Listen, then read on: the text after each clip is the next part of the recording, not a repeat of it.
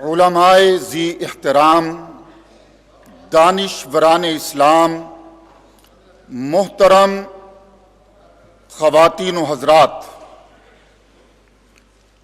اللہ تعالیٰ کے خاص فضل و کرم سے اس وقت پوری دنیا میں اسلام کے بیٹوں اور اسلام کی بیٹیوں کے درمیان ایک بیداری کی لہر پورے جوش و خروش کے ساتھ موجود ہے۔ عالم اسلام کے بہت سے ملکوں میں دین سے محبت رکھنے والے مرد اور عورتیں ادارہ خلافت کی بحالی کے لیے سرگرم عمل ہیں۔ امت مسلمہ اپنی نشأت ثانیہ کے لیے اپنی صفوں کو درست کر رہی ہے۔ بات صرف اور صرف اتنی ہے کہ جب برف پڑی ہو تو سوال یہ پیدا ہوتا ہے کہ برف کو اٹھانے کا کام کہاں سے شروع کیا جائے۔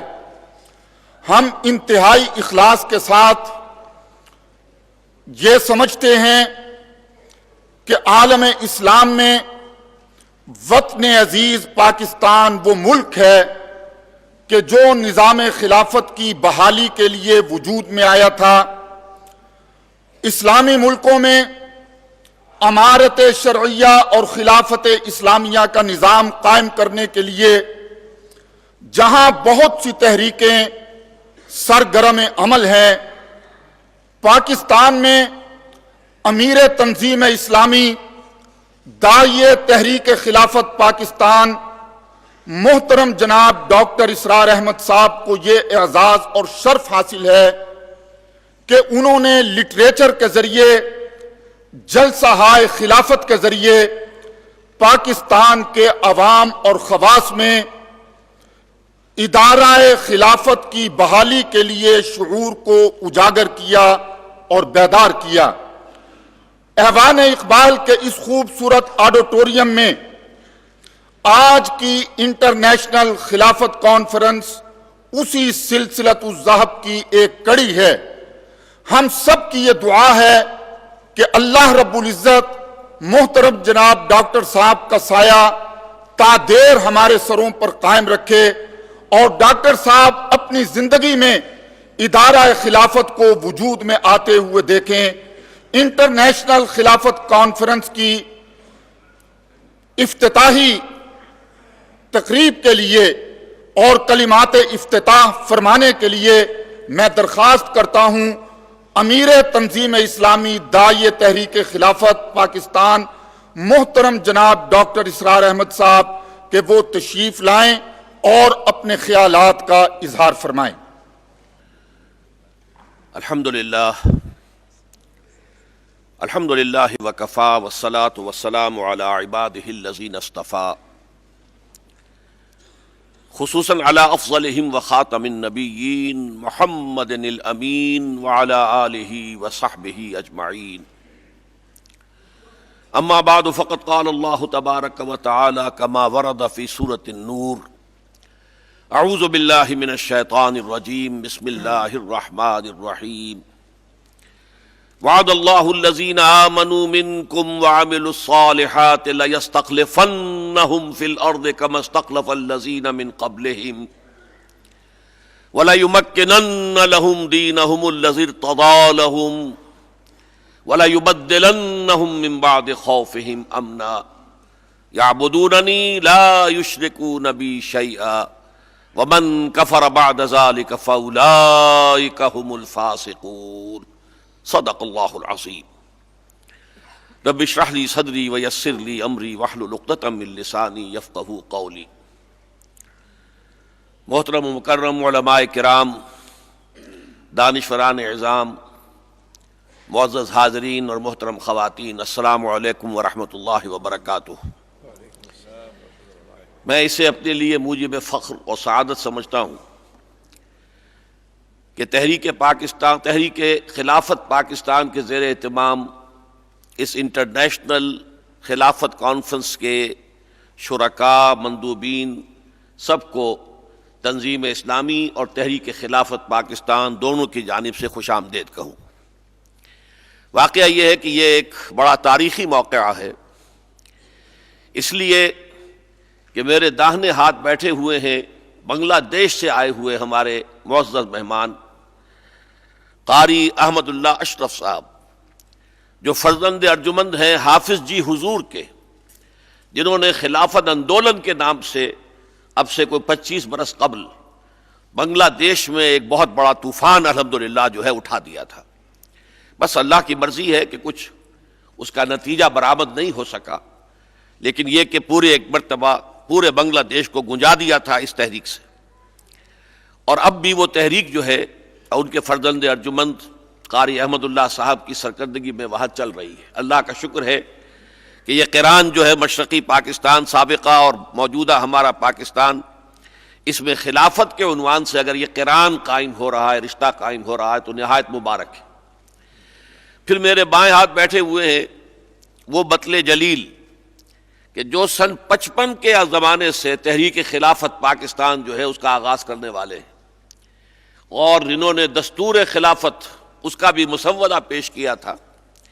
پھر یہ جیسے کہ حضرت حافظ جی حضور محمد اللہ صاحب، انہوں نے بیعت کی تھی شیخ الہند رحمۃ اللہ علیہ کے ہاتھ پر 1920 میں، اسی طریقے سے آپ نے بیعت کی تھی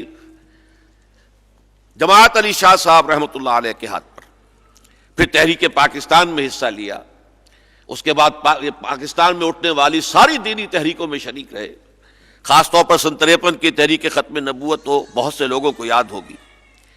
لیکن یہ ہے کہ کاش، مطلب یہ کاش کے درجے میں ہے جس سے حضور نے ہمیں منع کیا ہے، ان کلمۃ لا تفتح عمل الشیطان، کاش کہ یہ اپنے اسی پروگرام پر یکسو ہو کر عمل پیرا رہتے اور خلافت ہی کے پروگرام کو لے کر چلتے اور وقتی سیاست انہیں اپنی طرف نہ کھینچتی، تو شاید کہ کوئی نتیجہ اس وقت ہمارے سامنے ہوتا۔ بہرحال اللہ تعالیٰ کی طرف سے ہوتا ہے، ما شاء اللہ کان وما لم یشاء لم یکن۔ جہاں تک میرے کچھ گزارش کرنے کا تعلق ہے، میں عرض کر دوں کہ مجھے اس حال میں موجود جو حضرات ہیں ان کی اکثریت بارہا سن چکی ہے، ان موضوعات پر مفصل میری خطابات سن چکی، اور آج ویسے بھی الحمدللہ بہت ہی غیر معمولی بات ہے کہ ہمارے تمام جو مدعو مقررین ہیں وہ سب کے سب موجود ہیں اللہ کے فضل و کرم سے، اور وقت کی اب تنگی کا احساس ہوگا، لہذا میں بہت ہی مختصراً چند باتیں عرض کروں گا۔ میں در حقیقت اپنی بات کا آغاز کرنا چاہتا ہوں اس سے کہ آج کل ہمارے ہاں عام طور پر ان پیشین گوئیوں کے بارے میں کہ جو نبی اکرم صلی اللہ علیہ وسلم نے کی ہیں آخری زمانے سے متعلق، عام تعلیم یافتہ لوگ جو ہیں اس سے کچھ الرجی سی فیل کرتے ہیں، کچھ تو اس خیال سے کہ ان پیشین گوئیوں کا سہارا لے کر لوگ بیٹھ رہتے ہیں، عمل سے فارغ ہو جاتے ہیں، عمل سے فارغ ہوا مسلمان بنا کے تقدیر کا بہانہ۔ کچھ ویسے بھی احادیث نبویہ کی طرف بدقسمتی سے اس دور میں جو جدید تعلیم یافتہ لوگ ہیں ان کا رجحان بہت کم ہو چکا ہے۔ بہت سی تحریکیں ایسی اٹھیں کہ جن کی وجہ سے قرآن مجید کی حد تک تو ہے کہ ایک وابستگی ہے، لیکن احادیث کے بارے میں چلنا جو ہے لوگ اس کو اہمیت نہیں دیتے۔ بہرحال میں اس سلسلے میں عرض کروں گا کہ سب سے بڑی پیشین گوئی جو قرآن مجید نے کی ہے اور اس کے ہر صفحے پر درج ہے، وہ بھی پیشین گوئی ہے کہ قیامت واقع ہوگی۔ واقعہ یہ ہے کہ وہ قیامت ابھی آئی نہیں ہے، آنے والی ہے، پیشین گوئی ہے، اور یہ ہمارے ایمان کے بنیادی جو ہے نکات ان میں شامل ہے۔ اور قرآن کا کون سا صفحہ ہے جو قیامت کے ذکر سے خالی ہوگا؟ بہت بڑی پیشین گوئی۔ حالانکہ آپ کو معلوم ہے کہ کچھ ہی عرصے قبل تک جب تک نیوٹونین فزکس کا دور چل رہا تھا تو عام طور پر سمجھا یہ جاتا تھا سائنٹزم جو ایک نیا نظریہ وجود میں آیا تھا اس کی روح سے یہ کائنات کبھی ختم نہیں ہو سکتی، میٹر از انڈسٹرکٹیبل، مادہ ختم ہو ہی نہیں سکتا، کیسے کائنات ختم ہو جائے گی؟ یہ تو بعد میں آئنسٹائن ایرا آیا ہے تو معلوم ہوا کہ نہیں، میٹر جو ہے وہ انرجی میں بھی تحلیل ہو سکتا ہے، معدوم بھی ہو سکتا ہے۔ تو اب تو پھر بھی سائنس کی دنیا میں قیامت کے لیے کچھ نہ کچھ آثار موجود ہیں کہ ہوگی، جیسے یہ پھول جھڑی کی طرح کائنات پھیلی ہے ایسے ہی سکڑ کر پھر ایک نقطے پر آ بھی سکتی ہے۔ لیکن یہ کہ قرآن مجید نے آج سے 1400 برس قبل جو پیشین گوئی کی تھی، قرآن نے کی تھی اور قیامت کی تھی، اس سے بڑی پیشین گوئی کوئی ممکن نہیں۔ پھر خود قرآن میں سورہ روم میں ایک تاریخی واقعے کی پیشین گوئی موجود ہے، الف لام میم غلبت الروم فی ادنی الارض وهم من بعد غلبهم سیغلبون فی بضع سنین۔ آپ کو معلوم ہے سیرت کا یہ اہم واقعہ ہے کہ 9 سال کے اندر اندر وہ پیشین گوئی پوری ہوئی۔ اسی طرح کا معاملہ پیشین گوئیوں کا ہے. تو میں صرف چند باتیں عرض کروں گا. آپ کو جو لفافہ دیا گیا ہے اس میں یہ ایک کتابچہ سا ہے چھوٹا سا، یہ ہے نوید خلافت. ہم نے ان پیشین گوئیوں کو عام کیا ہے مسلمانوں کے اندر تاکہ یہ جو مایوسی اور بددلی اور یہ جو عدم التفات ہے احادیث نبویہ کی طرف، اس میں کسی درجے میں کمی واقع ہو جائے. حضور کی دی ہوئی خبر ہے وَهُوَ الصادق المصدوق کہ اس دنیا کے خاتمے سے قبل، قیامت کے آنے سے قبل، کل روئے ارضی پر خلافت علی منہاج النبوت کا نظام قائم ہو کر رہے گا. یہ ایسے شد و مت کے ساتھ حضور نے خبر دی ہے، ایسے شد و مت کے ساتھ کہ میرے نزدیک جو شخص اس معاملے میں شک کرے اسے گویا کہ حضور کی رسالت اور نبوت میں شک ہے. چنانچہ اس معاملے کے جہاں تک سورہ کبریٰ کا تعلق ہے وہ خود قرآن کریم میں موجود ہے. قرآن 3 دفعہ کہتا ہے کہ حضور کو بھیجا گیا ہے غلبہ دین کے لیے. هو الذی ارسل رسولہ بالہدی ودین الحق لیظہرہ علی الدین کلہ. ابھی سورہ فتح کی آیات کے حوالے سے بھی آپ یہ مضمون سن چکے ہیں. یہ مضمون سورہ توبہ میں بھی ہے، سورہ صف میں بھی ہے. حضور کا مقصد بعثت غلبہ دین. دوسرے 5 مرتبہ قرآن یہ کہتا ہے کہ حضور کے بعثت صرف عرب کے لیے نہیں، صرف اپنے زمانے کے لیے نہیں، بلکہ پوری نوع انسانی کے لیے. اس کے مختلف اسالیب ہیں 5 مقامات پر، لیکن سب سے مشہور مقام وَمَا أَرْسَلْنَاكَ إِلَّا كَافَّةً لِلنَّاسِ بَشِيرًا وَنَذِيرًا. اے محمد ہم نے نہیں بھیجا ہے آپ کو صلی اللہ علیہ وسلم مگر پوری نوع انسانی کے لیے بشیر و نذیر بنا کر. اس سورہ کبریٰ کو جوڑیے تو نتیجہ کیا برآمد ہوگا؟ حضور کا مقصد بعثت اس وقت پورا ہوگا جب کل عالم انسانیت پر اللہ کا دین غالب ہو جائے، ورنہ اس وقت تک آپ کا مقصد بعثت ہنوز شرمندہ تکمیل ہے. وقت فرصت ہے کہاں، کام ابھی باقی ہے، نور توحید کا اتمام ابھی باقی ہے. لیکن کیسے ممکن ہے کہ دنیا ختم ہو جائے اور حضور صلی اللہ علیہ وسلم کا مقصد بعثت جو ہے پایہ تکمیل کو نہ پہنچے؟ وہ لازماً ہو کر رہے گا. باقی اس میں آپ کو جو احادیث ملے گی میں صرف حوالہ دوں گا، آپ پڑھ سکتے ہیں، کتابچہ آپ کے پاس ہے. اس سے پہلے بھی ہم نے بہت تقسیم کیا ہے. ایک حدیث میں جو مسند احمد ابن حنبل کی ہے رحمہ اللہ، حضرت نعمان ابن بشیر سے رضی اللہ تعالی عنہ، اس میں حضور نے فرمایا اپنے زمانے سے لے کر قیامت تک 5 ادوار. پہلا دور نبوت، دوسرا دور خلافت علی منہاج النبوہ، نبوت کے نقش قدم پر خلافت.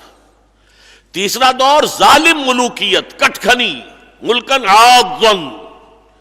چوتھا دور غلامی والی ملوکیت، یعنی ملوکیت ہوگی لیکن ہم غلام ہو گئے، جیسے ہم ملکہ وکٹوریہ کے غلام ہو گئے تھے. یہ کولونیل رول کہ کہیں فرانسیسیوں کے غلام ہو گئے، کہیں برطانویوں کے غلام ہو گئے، کہیں ہم کسی ہسپانویوں کے غلام ہو گئے، کہیں ولندیزیوں کے غلام ہو گئے. اور اس کے بعد آپ نے فرمایا ثم تکون خلافۃ علی منہاج النبوہ، پھر خلافت علی منہاج النبوت کا دور دنیا میں آئے گا. ثم سکت رسول اللہ صلی اللہ علیہ وسلم، اس کے بعد آپ خاموش رہے. معلوم ہوا کہ پھر اس کے بعد دنیا کا خاتمہ ہے، تکمیل ہو جائے گی محمد الرسول اللہ صلی اللہ علیہ وسلم کے مقصد بعثت کی. اب جب یہ دور آئے گا دوبارہ خلافت علی منہاج النبوہ کا، تو 2 احادیث یہاں موجود ہیں کہ جن سے معلوم ہوتا ہے کہ اب یہ گلوبل ہوگا، پوری دنیا میں ہوگا. مسلم شریف کی روایت، یکے الصحیحین، صحیح بخاری پھر صحیح مسلم، ٹاپ کے مجموعہ احادیث. ان میں حضرت ثوبان سے روایت ہے، صفحہ 5 پر موجود ہے آپ کے اس کتابچے میں، کہ حضور نے فرمایا، حضرت ثوبان کے روایت کے مطابق رضی اللہ تعالی عنہ، ان اللہ زوالی الارض، حضور نے فرمایا اللہ نے میرے لیے پوری زمین کو سکیڑ دیا، لپیٹ دیا. فرائے تو مشارقہا و مغاربہا، تو میں نے اس کے سارے مشرق دیکھ لیے، سارے مغرب دیکھ لیے. وَإِنَّ أُمَّتِي سَيَبْلُغُ مُلْكُهَا مَا زُوِّيَ لِي مِنْهَا، اور سن رکھو کہ میری امت کی حکومت ان تمام علاقوں پر قائم ہو کر رہے گی جو مجھے زمین کو سکیڑ کر دکھا دیے گئے. اس کے بعد بھی کوئی شک ہو تو میں سمجھتا ہوں کہ در حقیقت پر ایمان مشکوک ہے. دوسری حدیث حضرت مقداد ابن الاسود سے، وہ بھی موجود ہے آپ کی اسی 4 ورقے کے اندر، اور یہ مسند احمد ابن حنبل کی روایت ہے کہ حضور ارشاد فرماتے ہیں لا يبقى على ظهر الارض بیت وبر ولا مدر الا ادخله الله کلمۃ الاسلام. اس روئے ارضی پر کوئی گھر نہ اینٹ گارے کا بنا ہوا بچے گا، نہ ہی کوئی کمبلوں کا بنا ہوا خیمہ جس میں اللہ کلمہ اسلام کو داخل نہ کر دے. مسند احمد ابن حنبل کی حدیث ہے۔ تو یہ دور لازماً آئے گا، لازماً آئے گا، لازماً آئے گا، یہ شدنی ہے، قطعی ہے، یقینی ہے، اس میں کسی شک و شبہ کی گنجائش نہیں۔ البتہ یہ ہے کہ اس سے پہلے کے کچھ واقعات ہیں، اس سے پہلے ملاحم کا ایک دور ہے، جنگوں کا ایک دور ہے، مسلمانوں پر اللہ کے عذاب کے کچھ کوڑے برسنے ہیں، خاص طور پر عالم عرب پر، یہ احادیث سے معلوم ہوتا ہے۔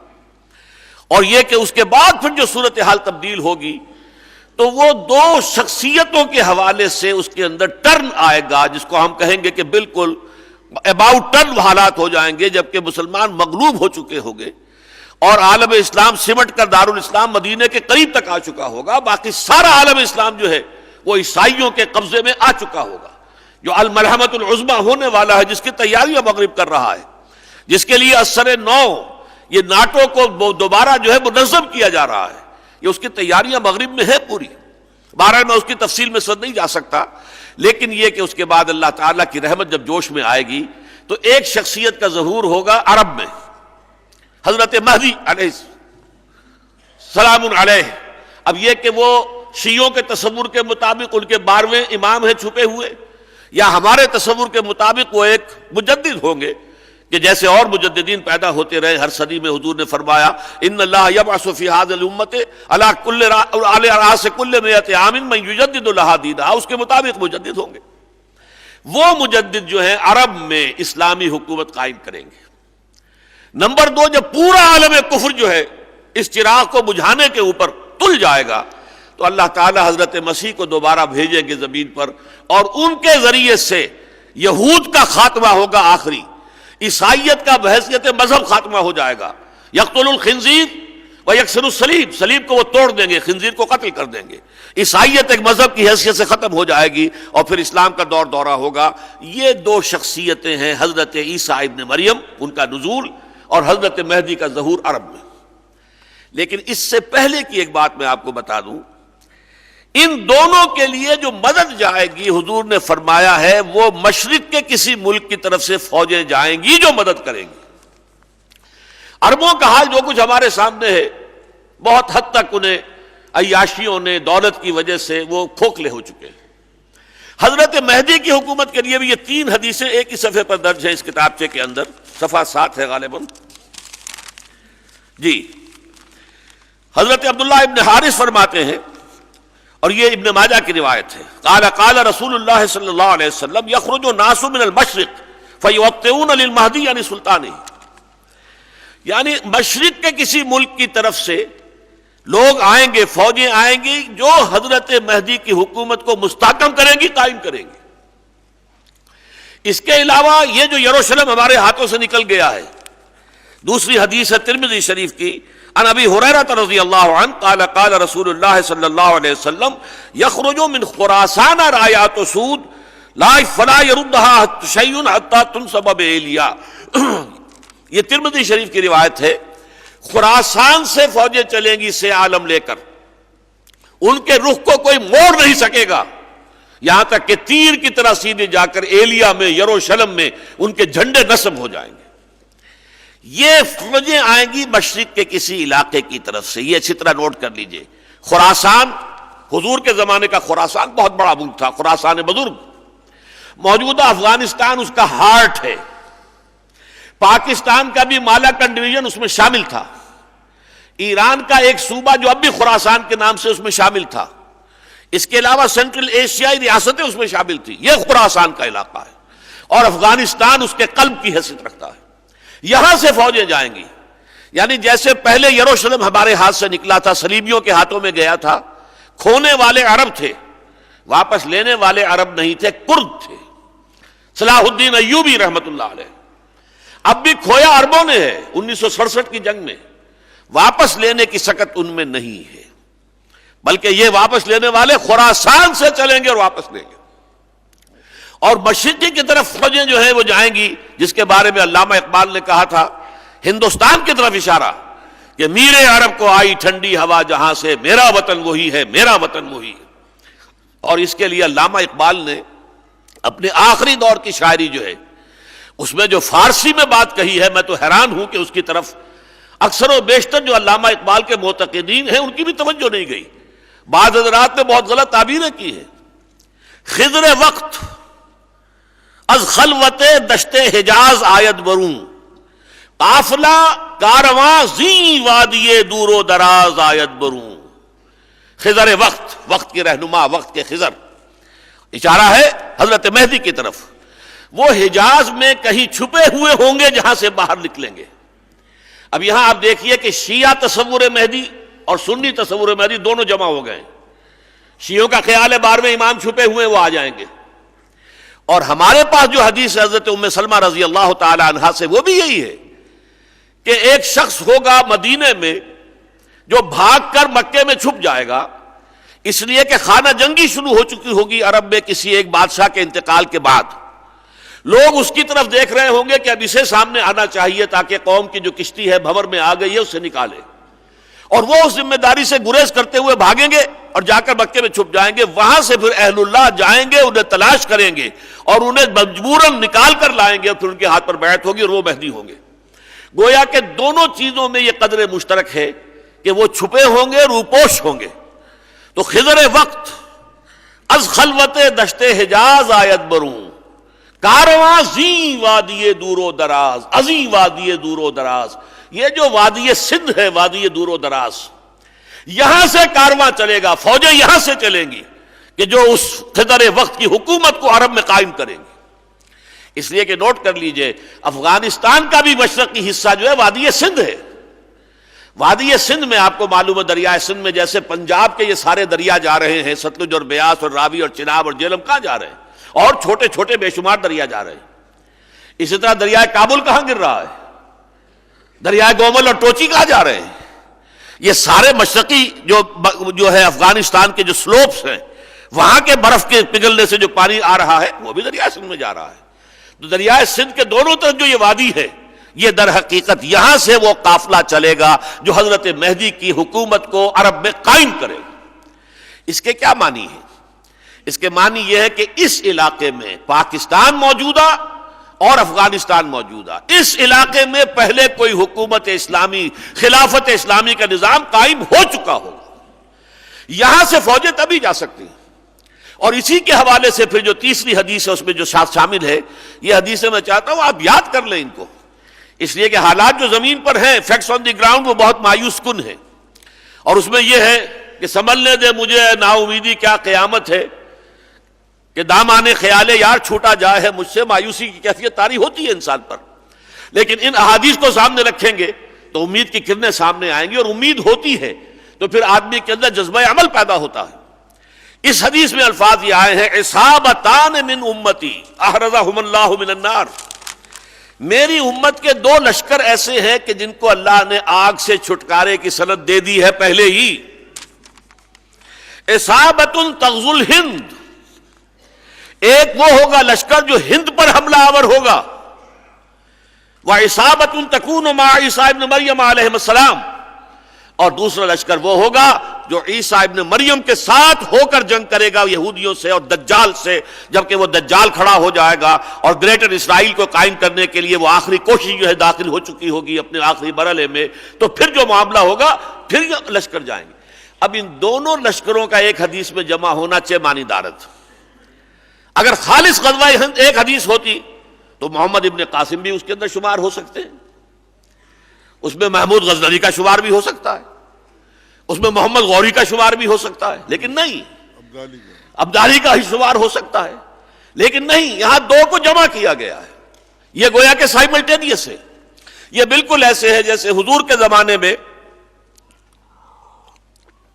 جب جزیرہ نما عرب میں اللہ کی حکومت یا نظام خلافت قائم ہو گیا تو آپ کو معلوم ہے پھر مشرق و مغرب کی طرف فوجیں چلی ہیں، عراق سے ہوتے ہوئے ایران اور پھر خراسان، یہ سارا مشرق کی طرف، اور ادھر مغرب کی طرف صحرا سینا کراس کر کے، اور پھر مصر اور لیبیا، اٹلانٹک تک، فرام آکسس ٹل اٹلانٹک.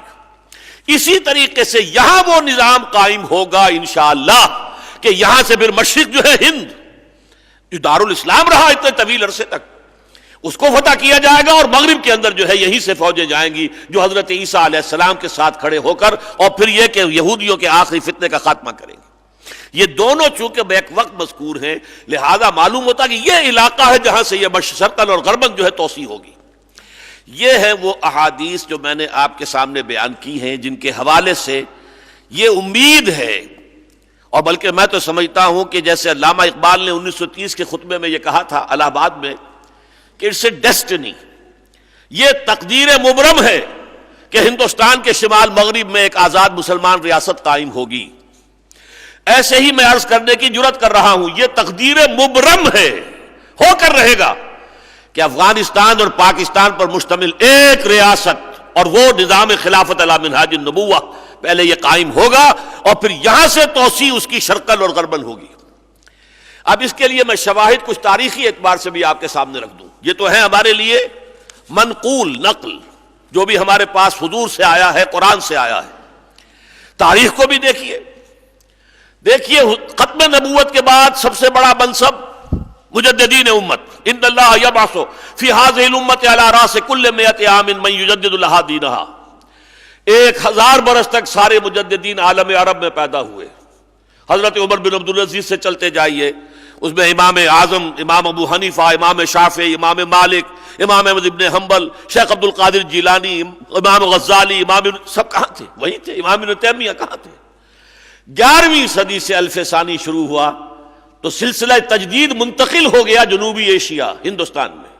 11ویں صدی کے مجدد اعظم احمد سرہندی رحمۃ اللہ علیہ، 12ویں صدی کے شاہ ولی اللہ دہلوی رحمۃ اللہ علیہ، 13ویں صدی کے سید احمد بریلوی رحمۃ اللہ علیہ، 14ویں صدی کے حضرت شیخ الہند مولانا محمود حسن رحمۃ اللہ علیہ، اور پھر یہ کہ 14ویں صدی میں مزید اللہ نے جو کرم فرمایا ہے، جو اس سرزمین ہند پر واقعہ یہ ہے کہ اتنا بڑا احسان پوری دنیا کے اندر کسی اور مسلمان قوم پر نہیں ہوا، جتنے اعاظم رجال عطا کیے۔ کیا علامہ اقبال جیسا فلسفی کہیں پوری دنیا میں، پورے عالم اسلام میں ہے؟ کیا مولانا مودودی جیسا مصنف آس پاس بھی آپ کو نظر آتا ہے؟ کیا مولانا الیاس جیسا مبلغ، نحیف و نزار، منحنی سا انسان، اور اس کی چلائی ہوئی تحریک جو ہے عالمی شکل اختیار کر چکی؟ یہ سب کچھ یہاں سے کیوں ہو رہا ہے؟ کیا وجہ ہے؟ پہلے باہر سے یہاں آتا تھا، درآمد ہوتا تھا، سلسلہ چشتیہ درآمد ہو رہا ہے، اور سلسلہ اور سوروردیہ درآمد ہو رہا ہے، سلسلہ قادریہ درآمد ہو رہا ہے، لیکن اس کے بعد کیا ہوا؟ سلسلہ نقشبندیہ مجددیہ اب ریورس گیئر لگا، اب ہندوستان سے نکلا ہے اور پورے افغانستان پر چھا گیا ہے اور پورا ترکستان پر چھا گیا ہے۔ کوئی وجہ ہے؟ پہلے علماء ادھر سے آتے تھے، علم ادھر سے آتا تھا، اور اب شاہ ولی اللہ دہلوی رحمۃ اللہ علیہ کا علم ہے جو آج افغانستان میں آپ کو طالبان کی شکل میں نظر آ رہا ہے۔ یہ سب کون ہیں؟ دارالعلوم دیوبند جو حضرت شاہ ولی اللہ دہلوی کے علم کا وارث بنا ہے، یہ اسی کی بیٹیاں ہیں جو دارالعلوم ہیں، جو بھی دیوبندی مدارس کہلاتے ہیں، ان سے فارغ التحصیل ہے یہ لوگ۔ تو گویا اب ریورس گیئر یہاں سے۔ اس پر بہت بڑی گواہی دی ایک تو ڈاکٹر علی شریعتی، ایران کے بہت بڑے مفکر، دانشور، اور ڈاکٹر مالک ابن نبی، عالم عرب کے بہت بڑے مفکر اور دانشور۔ دونوں نے کہا کہ اسلام کا spiritual and intellectual centre of gravity was shifted to the South Asia, اس لیے کہ مرکز جو ہے، مرکز ثقل، روحانی اعتبار سے، فکری اعتبار سے عالم اسلام کا مرکز ثقل جو ہے جنوبی ایشیا یعنی ہندوستان میں منتقل ہو گیا۔ پہلے کبھی وہ بغداد ہوتا تھا، پھر کبھی وہ اندلس ہوتا تھا، لیکن اس کے بعد وہ منتقل ہوا ہے ہندوستان میں۔ اور ظاہر بات ہے کہ ہندوستان کی بچت کھچت ہے جو ہم لے کر بیٹھے ہوئے ہیں پاکستان میں۔ پھر آپ کو معلوم ہے تحریک خلافت چلی صرف ہندوستان میں، حالانکہ مسئلہ اگر خلافت کا تھا تو پورے عالم اسلام کا تھا، اور کہیں تو کسی کو احساس بھی نہیں ہوا، کسی کے جوں تک نہیں رینگی عالم اسلام میں۔ اور یہاں پر یہ ہے کہ ایسے زور شور سے چلی ہے، بولی اماں محمد علی کی جان بیٹا خلافت میں دے دو، پورا ہندوستان گونج گیا، ہندوؤں کو شامل ہونا پڑا، گاندھی مہاتما اس میں شامل ہوا۔ اندازہ کیجئے آپ اس کے زور و شور کا، اس کی شدت و حدت کا۔ پھر یہ کہ تمام جو تھرڈ ورلڈ کے مسلمان ممالک ہیں، ایشیا کے ہوں یا افریقہ کے ہوں، سب نے آزادی حاصل کی، لیکن سب نے اپنی کسی لنگوسٹک یا ریشیل یا اور ایتھنک قسم کی جو ان کی عصبیتیں ہیں ان کی بنیاد پر تحریک چلائی، ملے نیشنلزم یا عرب نیشنلزم یا ٹرک نیشنلزم۔ ایک صرف پاکستان ہے جس کی تحریک چلی ہے اسلام کے نام پر۔ پاکستان کا مطلب کیا؟ لا الہ الا اللہ، اور معجزے کے طور پر پاکستان وجود میں آیا۔ پھر یہ ہے وہ واحد ملک جس کے دستور میں یہ لکھا ہوا ہے یعنی خلافت کی شرط اول جو ہے وہ تو طے ہو چکی ہے آپ کے دستور میں. Sovereignty belongs to him, not to us. We have no claim over sovereignty. We wash our hands off the claim of sovereignty. سروری زیبا فقط اس ذات بے ہمتا کو ہے، حکمراں ہے ایک وہی، باقی بتاد آسری. سیاسی سطح پر شیطان کا سب سے بڑا جال انسانی حاکمیت، عوامی حاکمیت، اس کا توڑ ہم کر چکے ہیں نظری طور پر، اگرچہ عملی طور پر ابھی نہیں ہوا ہے. اسی طریقے سے شیطنت کا سب سے بڑا جال معاشی میدان میں سود کا نظام، بینکنگ کا نظام، اس کے خلاف بھی ہمارے ہاں فیصلہ ہو چکا ہے کہ یہ حرام ہے. لہذا یہ سارے شواہد ہیں، یہ شواہد جو ہے اسی لیے کنسنسس اب ہو گیا ہے عالم اسلام میں. جہاں جہاں تحریکیں چل رہی ہیں اب یہ سمجھا جا رہا ہے کہ اگر کوئی واقعتاً اسلام کے احیاء کا اور نظام خلافت کے قیام کا کوئی امکان ہے تو وہ پاکستان ہی میں ہے اور کہیں نہیں ہے. یہاں ہمیں یہ حق حاصل ہے، ہم اس میدان میں بیٹھ کر بات کر رہے ہیں ہم، لیکن کہیں جا کے سعودی عرب میں آپ خلافت کی بات کر کے دیکھیے.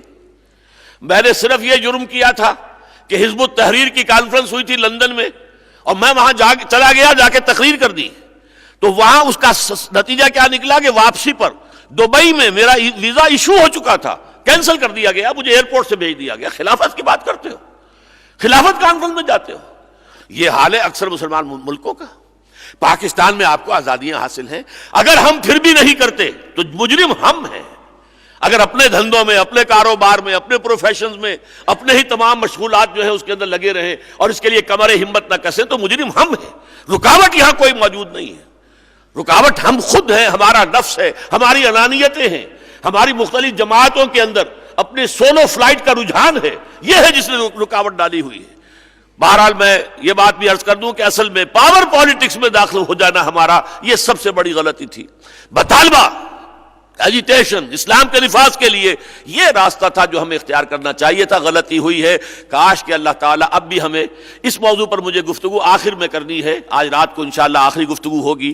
اس وقت میں نے صرف یہ نوید خلافت جو ہے آپ کے سامنے بزبان نبوت علی صاحب الصلاۃ والسلام آپ کے سامنے پیش کی ہے، تاکہ ہمارے دلوں کے اندر یہ روشنی پیدا ہو جائے کہ یہ نظام آئے گا، اور انشاءاللہ اس کا نقطہ آغاز یہی ارض پاکستان و افغانستان ہوں گے.